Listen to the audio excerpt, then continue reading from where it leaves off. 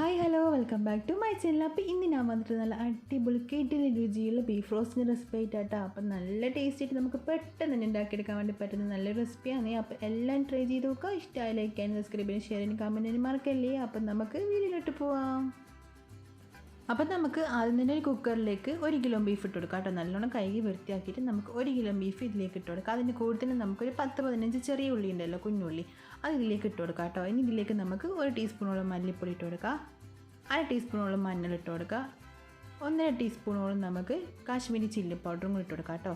അതിന് കൂടെ തന്നെ നമുക്ക് 1 ടീസ്പൂണോളം ജിഞ്ചർ ഗാർലിക് പേസ്റ്റും, 1 ടീസ്പൂണോളം ഗരം മസാല, 1/2 ടീസ്പൂണോളം കുരുമുളക് പൊടിയും, ആവശ്യത്തിന് കറിവേപ്പിലയും, നമുക്ക് ബീഫ് വേകാൻ ആവശ്യമായിട്ടുള്ള വെള്ളവും ആവശ്യമുള്ള ഉപ്പും കൂടി ഇട്ട് കൊടുത്തിട്ട് നന്നായിട്ട് ഒന്ന് കൈ വെച്ചിട്ട് മിക്സ് ചെയ്തെടുക്കാം.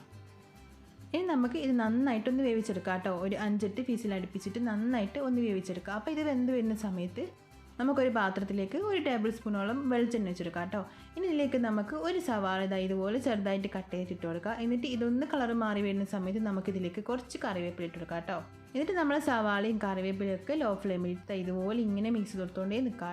ഈ സവാളയുടെ കളർ ഒന്ന് മാറി വന്നു കഴിഞ്ഞാൽ നമുക്ക് ഇതിലേക്ക് 1 ടീസ്പൂണോളം മുളക് പൊടി ചേർത്ത് കൊടുക്കാം കേട്ടോ. അപ്പോൾ നന്നായിട്ട് പൊരിഞ്ഞു വരേണ്ട ആവശ്യമൊന്നുമില്ല, ജസ്റ്റ് ഒന്ന് കളർ മാറി വന്നാൽ മാത്രം മതി കേട്ടോ. അപ്പോൾ നമ്മൾ ഈ ഒരു റോസ്റ്റിൽ കൂടുതലായിട്ട് സവാളയൊന്നും ചേർത്ത് കൊടുക്കുന്നില്ല. ഈ ഒരു സവാള മാത്രമേ നമ്മൾ ചേർക്കുന്നുള്ളൂ കേട്ടോ.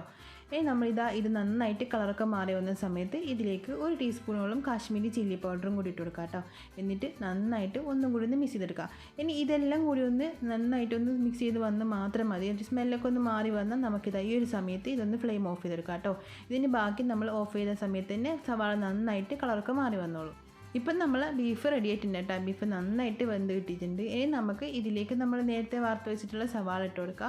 എന്നിട്ട് നന്നായിട്ട് ഒന്ന് മിക്സ് ചെയ്ത് കൊടുക്കുക. അപ്പം നമുക്ക് ഇനി ഇതൊന്ന് ലോ ഫ്ലെയിമിൽ ഇട്ട് കൊടുക്കാം കേട്ടോ. ലോ ഫ്ലെയിമിൽ ഇട്ടിട്ട് ഇതുപോലെ ഇങ്ങനെ ഇടയ്ക്കിടയ്ക്ക് ഒന്ന് മിക്സ് ചെയ്ത് കൊടുക്കുക.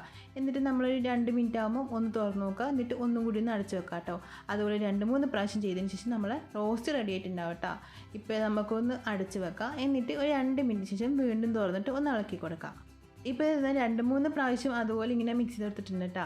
ഇപ്പം നമ്മൾ അടിപൊളി റോസ്റ്റ് റെഡി ആയിട്ടുണ്ട്. നമ്മളെ ബീഫൊക്കെ നന്നായിട്ട് വെന്തിട്ട് മസാലയൊക്കെ പിടിച്ച് റെഡിയായി കിട്ടിയിട്ട് നല്ല ടേസ്റ്റിൽ കഴിക്കാൻ വേണ്ടിയിട്ട് നമുക്ക് ഇതൊരു പാത്രത്തിലേക്ക് മാറ്റി കൊടുക്കാം.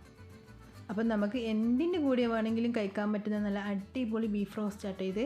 അപ്പോൾ എല്ലാവരും ട്രൈ ചെയ്ത് നോക്കുക. നിങ്ങൾക്ക് ഇഷ്ടമായാലും നിങ്ങൾ എനിക്ക് ലൈക്ക് ചെയ്യാനും, സബ്സ്ക്രൈബ് ചെയ്യാനും, ഷെയർ ചെയ്യാനും, കമൻറ്റ് ചെയ്യാനൊന്നും മറക്കല്ലേ. അപ്പം നമുക്ക് മറ്റൊരു പിന്നെ കാണാം. Bye, thank U.